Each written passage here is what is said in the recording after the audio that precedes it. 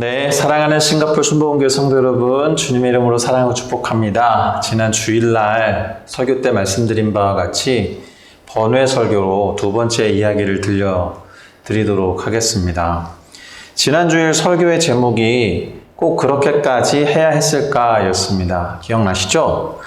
그리고 이 질문에 대한 영어 단어로 extravagant라는 단어 함께 살펴본 기억이 있으실 것입니다. 예수님의 발에 값비싼 향유를 붓고 자신의 머리털로 닦아내면서 눈물까지 흘렸던 마리아의 행위가 지나친 것이 아니었을까? 또는 너무나 낭비하는 행동은 아니었을까? 그래서 그녀에게 누군가 꼭 그렇게까지 해야 했냐라는 질문을 던져도 뭐라 할 수 없는 상황인 것 같은데, 우리가 예수님의 말씀을 통해서 보거나 그 다음에 기름 부음이라는 단어의 뜻을 살펴본 바에 따르면 오히려 그녀의 행동은 충분히 그럴 수 있는 것이었겠다, 이런 생각을 하게 되었었습니다. 또한 예수님이 우리를 위해서 행하신 일에 대해서 누군가 예수님께 똑같은 질문을 해본다면, 그러니까 예수님 꼭 그렇게까지 하셔야 했습니까? 라고 묻는다면 예수님은 확실히 우리를 사랑하는 마음 때문에 물론이다, 낭비하는 것 같고 지나친 것 같은 그 일을 나는 얼마든지 할 수 있고 계속해서 해나갈 것이다, 아마도 이렇게 말씀하실 거다라는 이야기를 했었습니다. 자, 이런 이야기를 하기 위해서 우리가 본문으로 살펴보았던 요한복음 12장은 이 마리아의 이야기뿐만이 아니라 예수님께서 사람들로부터 받은 질문에 답하시면서 예로 들었던 이사야 선지자의 그 이야기에서도 동일한 면을 발견할 수 있다라는 점에서 그 부분을 함께 들여다보면 이 맥락과 이 이야기를 조금 더 확장해 나갈 수 있을 거라고 생각합니다. 바로 이 부분을 이야기하기 위해서 지금 번외 설교를 준비해 온 것이죠.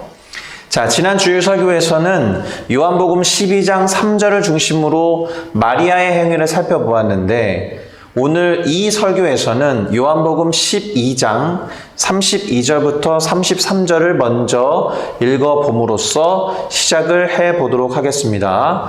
제가 읽어드리도록 하겠습니다. 내가 땅에서 들리면 모든 사람을 내게로 이끌겠노라 하시니, 이렇게 말씀하심은 자기가 어떠한 죽음으로 죽을 것을 보이심이로라. 아멘.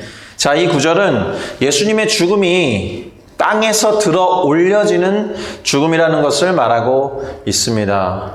바로 십자가에 달려 죽을 것에 대해서 예수님 스스로가 하신 말씀이라고 볼 수 있겠죠.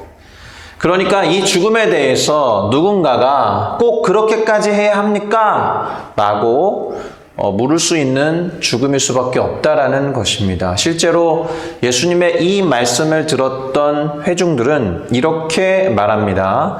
요한복음 12장 34절 말씀인데요. 우리는 율법에서 그리스도가 영원히 계신다 함을 들었거늘 너는 어찌하여 인자가 들려야 하리라 하느냐? 그러면 그 인자는 도대체 누구냐? 이런 식으로 질문을 해온 것이죠. 자, 이 구절을 살펴보기 위해서 우리는 이 구절 안에 예수님을 바라보는 시선이 두 가지 있다라는 것을 살펴볼 필요가 있습니다. 첫 번째 시선은 대단히 표면적으로 드러나는 것인데, 예수가 그리스도일 리가 없다, 그렇게 생각하는 사람들의 시선일 테고, 또 다른 하나는 예수가 그리스도일 수도 있다, 그렇게 믿는 사람들의 인식일 것입니다. 그래서 예수가 그리스도일 리가 없다고 생각한 사람들은 도대체 그 인자가 누구냐라고 물어보는 것일 테고, 예수가 그리스도일 수도 있겠다 믿었던 사람들은 예수님, 당신이 그리스도라면 굳이 그렇게까지 해야 합니까? 라는 질문을 던진 거라고도 볼 수 있겠습니다. 자, 우리는 예수님에 대한 당시의 이 두 가지 시선에 대해서 함께 이해할 필요가 있겠습니다. 자, 나사로가 죽은 지 나흘 만에 예수님에 의해서 다시 살아났다는 소식을 소식 때문에 많은 유대인들이 예수님을 믿게 되었어요. 그래서 예수님이 예루살렘으로 입성하실 때 사람들이 막 종려나무 가지를 막 흔들면서 예수님을 맞이하고는 호산나 찬송하리로다, 주의 이름으로 오시는 이 곧 이스라엘의 왕이시여 라고 막 환호한 것이 아니겠습니까? 또 나사로가 다시 살아난 일에 대해서 여기저기 돌아다니면서 증언을 했던 사람들 때문에 예수님을 만나고자 했던 사람들이 급증하기도 했었습니다.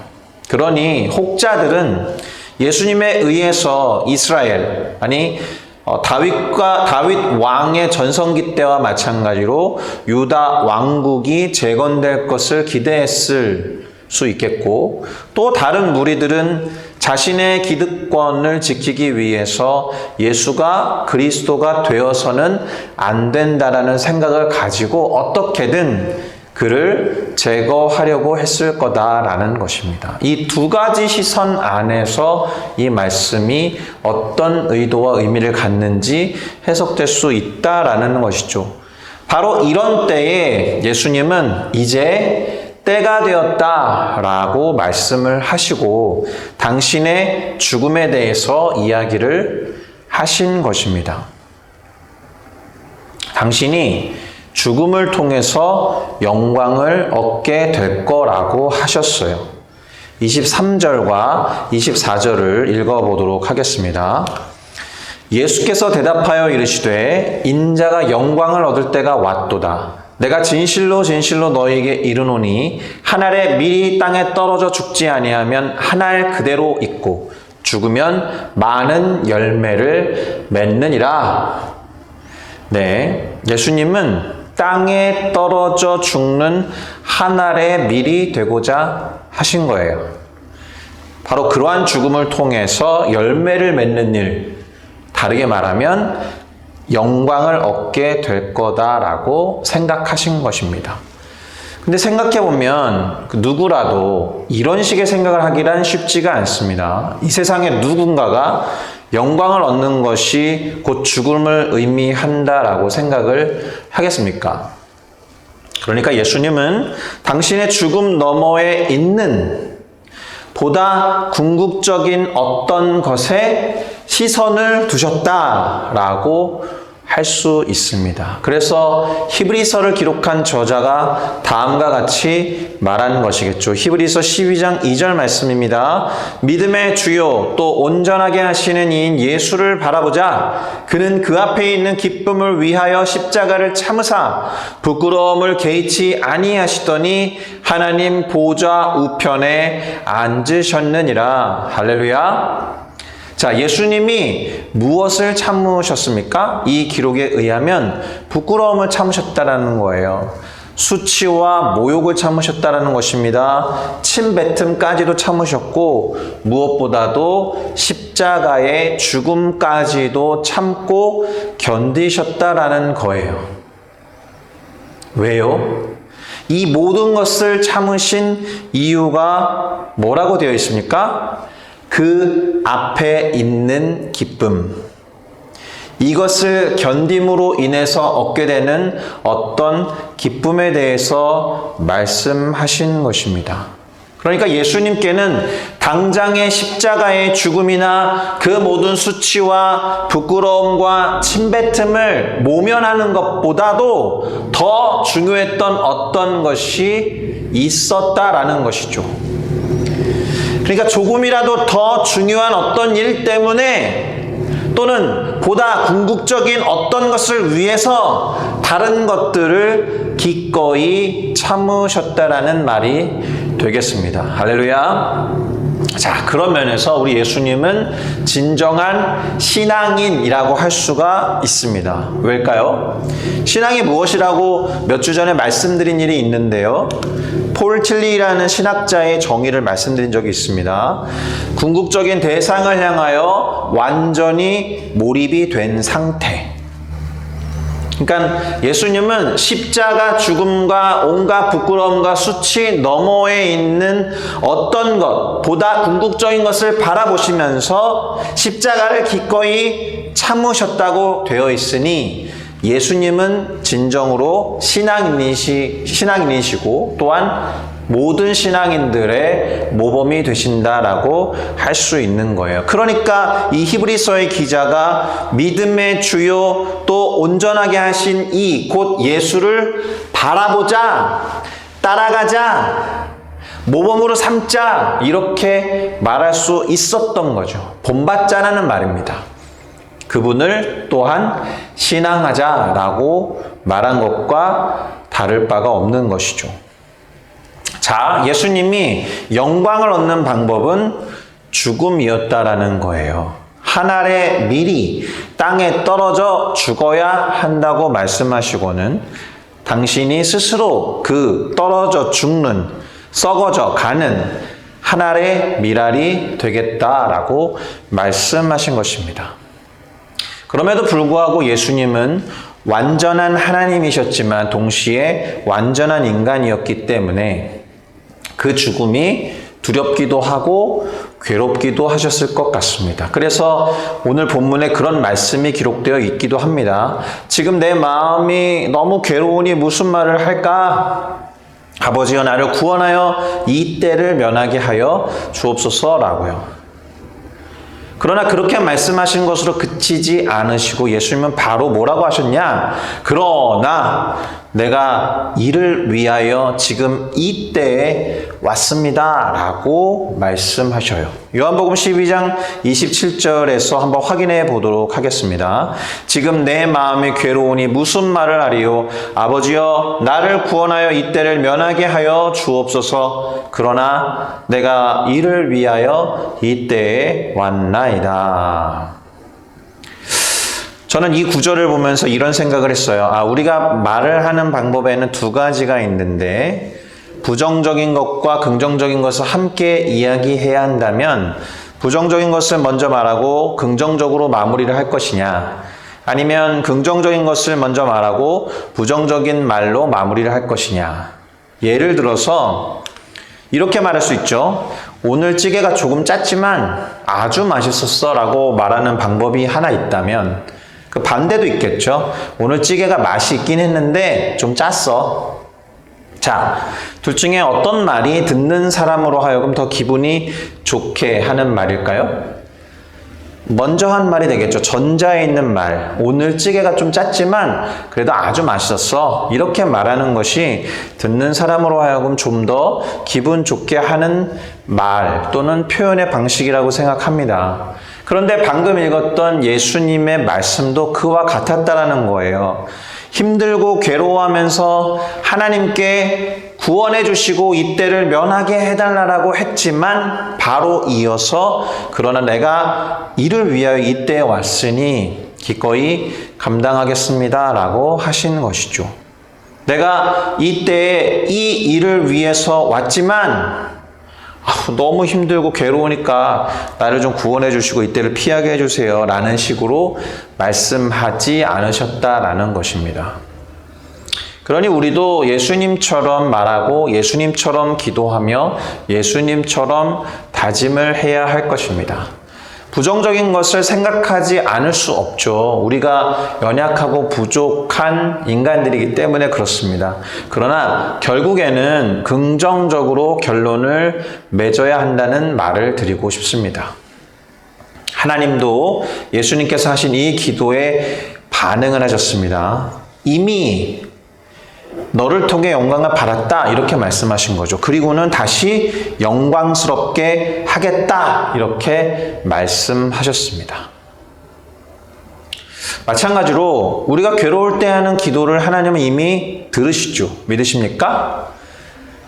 그런데 그 기도를 들으신 다음에 그 기도에 응답하시는 하나님은 결국엔 그 기도를 통하여 그 기도의 응답을 통하여 하나님 당신을 영화롭게 하신다라는 거예요. 그러니 우리의 기도가 하나님을 영화롭게 해야 한다라는 것이 중요한 것입니다. 하나님이 이 기도에 응답하심으로써 하나님의 하나님 되심을 드러내는 것일 때 하나님은 그 기도를 통하여 스스로 영화롭게 되시는 거예요. 그러니 우리가 하는 기도가 하나님을 영화롭게 하는 기도가 되어야 할 것입니다. 그것이 어떤 기도겠습니까? 힘들고 어려워도 하나님의 뜻에 순종하겠다고 하는 고백, 그리고 기도. 그런 것일 테죠. 바라고 원하는 것을 구하겠지만 마지막에는 하나님의 뜻대로 되게 해달라고 기도하는 것, 그것이 하나님을 영화롭게 하는 기도라고 생각합니다. 그러고 보면 예수님은 정말로 그렇게 기도했음을 알 수 있습니다. 겟세마네 동산에서 잡혀가시기 직전에 하셨던 기도를 우리가 같이 들어보면 알 수가 있는데요. 마태복음 26장 39절에 이렇게 기록되어 있습니다. 조금 나아가사 얼굴을 땅에 대시고 엎드려 기도하여 이르시되 내 아버지여 만일 할만하시거든 이 잔을 내게서 지나가게 하옵소서. 그러나 나의 원대로 하지 마시옵고 아버지의 원대로 하옵소서 하시고. 자, 우리가 평상시에 하는 기도, 평상시에 행하는 기도와 어떤 차이가 있는지 돌아보시고 비교해 보시면 좋겠습니다. 우리는 얼마나 우리의 기도를 예수님과 같은 형식의 기도로 하고 있는지. 자, 이제 요한복음 12장의 마지막 부분을 한번 살펴보도록 하겠습니다. 자, 예수님은 자신을 그리스도로 믿지 않는, 아니 어떻게 보면 인정하지 않고 죽이려고 하는 자들이 던졌던 질문에 대해서 이사야 선지자의 예를 들어 말씀하십니다. 본문 39절과 40절을 한번 보실까요? 그들이 능히 믿지 못하는 것은 이 때문이니 곧 이사야가 다시 일렀으되 그들의 눈을 멀게 하시고 그들의 마음을 완고하게 하셨으니 이는 그들로 하여금 눈으로 보고 마음으로 깨닫고 돌이켜 내게 고침을 받지 못하게 하려 함이라 하였음이더라. 무슨 말입니까? 하나님이 그들의 눈을 막으시면, 그들의 귀를 막으시면 그들이 깨닫고 돌이켜서 고침을 받을 길이 없다라는 말씀과 같은 것입니다. 그래서 그랬을까요? 사도행전에 보니까 실제로 이와 같은 일들이 일어난 것을 확인할 수 있습니다.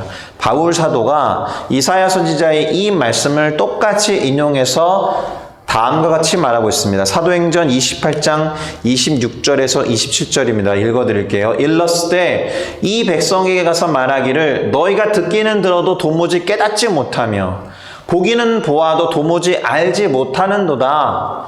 이 백성들의 마음이 우둔하여져서 그 귀로는 둔하게 듣고 그 눈은 감았으니 이는 눈으로 보고 귀로 듣고 마음으로 깨달아 돌아오면 내가 고쳐줄까 함이라 하였으니 그런즉 하나님의 이 구원이 이방인에게로 보내진 줄 알라. 그들은 그것을 들으리라 하더라. 마찬가지죠. 복음을 전해도 귀가 막히거나 눈이 멀어서 듣고 보지 못하는 사람들, 어쩌면 하나님이 그들의 눈과 귀를 막아버리셨는지도 모릅니다. 사도행전 말씀은 이방인들에게 복음이 전해지게 하려는 하나님의 계획에 대해서도 말씀하고 있는 측면이 있기 때문인데요. 어찌됐든 결국 듣지 못하는 사람들, 보지 못하는 사람들 때문에 반대로 말하면 그것을 듣고 보는 사람들에게 구원이 임한다라는 명백한 진리를 말씀하고 있는 것입니다. 자, 그런데 이사야 선지자 때도 그랬고 사도 바울 시대도 그랬고 오늘에도 마찬가지인데요. 하나님께서 귀를 막아버리고 눈을 보지 못하게 한 자들이 구원을 얻는 일은 만무한 일이잖아요. 그런데 이사야 선지자 당시에 하나님이 이사야 선지자에게 이렇게 말씀하신 다음에 이 이사야 선지자가 꼭 그렇게까지 해야 합니까? 라고 물어보게 하는 행동을 하게 됩니다. 관련 구절을 함께 볼 필요가 있는데요. 이사야 20장 1절에서 6절에 보니까 하나님께서 이 이사야 선지자에게 애굽, 곧 이집트죠. 이집트와 구스, 곧 에디오피아인데 이집트와 에디오피아가 아수르에게 패해서 그들의 포로와 사로잡힌 자들이 되어 끌려가게 될 것을 상징적으로 표현하라고 말씀하셨거든요. 그러니까 어떻게 하라 그랬냐 하면 이사야야 너는 벗은 몸과 벗은 발로 3년 동안 길거리를 돌아다녀라 이렇게 말씀하신 거예요. 당시 유대 민족들이 하나님을 의지하지 않고 아수르를 어떻게든 견제하고 그들의 속박으로부터 벗어나기 위해서 다른 강대국에 의존하려는 어떤 경향이 있었거든요. 그래서 이집트나 구스, 말씀드렸던 이디오피아와 같은 나라들, 그리고 그들 사람들을 의지하려는 것이 어떻게 보면 부질없고 헛된 것이다라는 것을 보여주기 위해서 이사야 선지자는 3년 동안 벗은 몸과 벗은 발로 길거리를 배회하고 돌아다니는 일종의 퍼포먼스를 한 것입니다. 그런데요, 이미 두세 번 읽었던 구절을 통해서 이렇게 하더라도 그들이 알아차리거나 들어먹지 못할 것을 이사야가 모르지 않았다라는 것, 이게 중요합니다. 6절이 뭐라고 말하고 있느냐 하면 그날의 이 해변 주민이 말하기를 우리가 믿던 나라, 우리가 믿던 하나님이 아닙니다. 우리가 믿던 나라, 곧 우리가 아수르 왕에게서 벗어나기를 바라고 달려가서 도움을 구하려고 했던 그 나라들, 이집트와 에디오피아죠.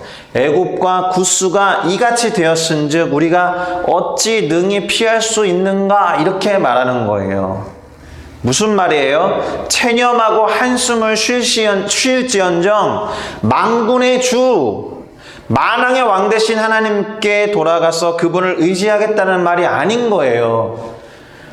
그러니까 이사야가 아무리 3년 동안 벗은 몸과 벗은 발로 퍼포먼스를 행하고 해도 이 사람들은 하나님께로 돌아가지 않을 거다라는 이 상황에서도 그는 무려 3년 동안 그와 같은 일을 했다라는 것입니다. 그들이 듣지 않고 그들이 보지 않을 걸 알면서도 무엇이 보입니까? 이사야 선지자의 엄청난 순종이 보인다라는 거예요.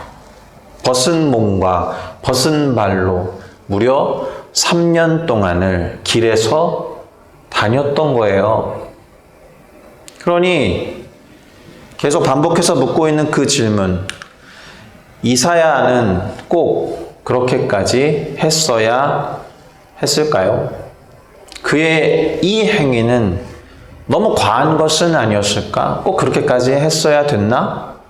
멍청한 일은 또 아니었을까요? 그러나 우리는 답할 수 있습니다. 네, 그렇게까지 했어야 합니다. 라고요.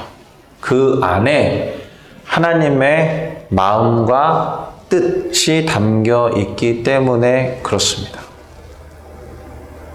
자, 이제 마무리를 지어 보려고 합니다. 요한복음 12장을 통해서 우리는 꼭 그렇게까지 해야 했나? 라는 질문을 받을 만한 3명의 인물을 만나게 됩니다.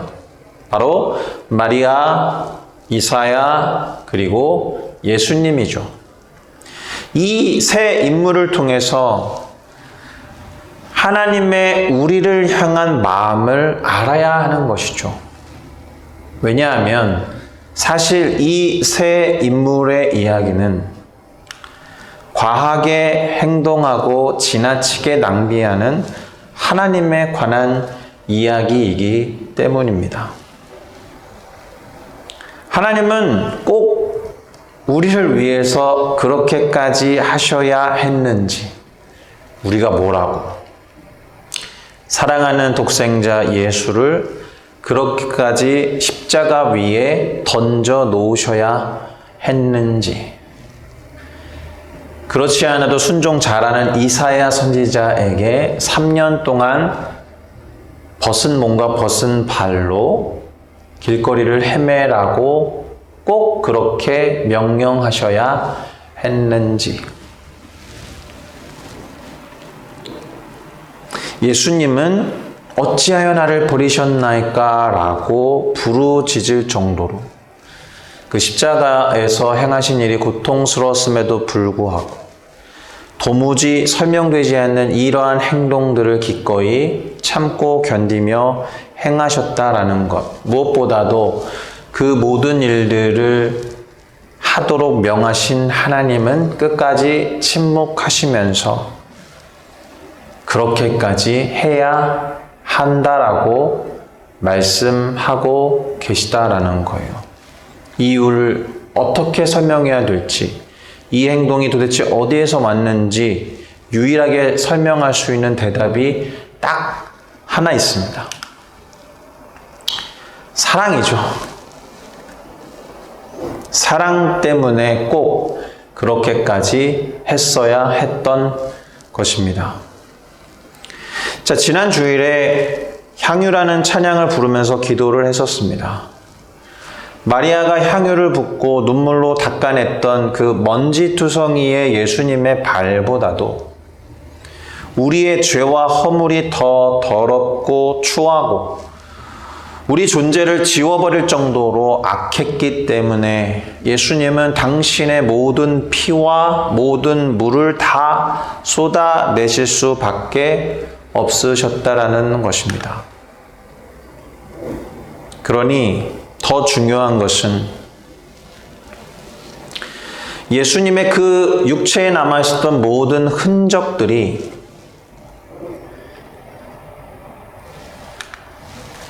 나를 위한 것이었다라는 것입니다. 그러니 사실 질문을 이렇게 해야 되는 거예요. 하나님, 꼭 저를 위해서 그렇게까지 하셔야 했나요? 라고요.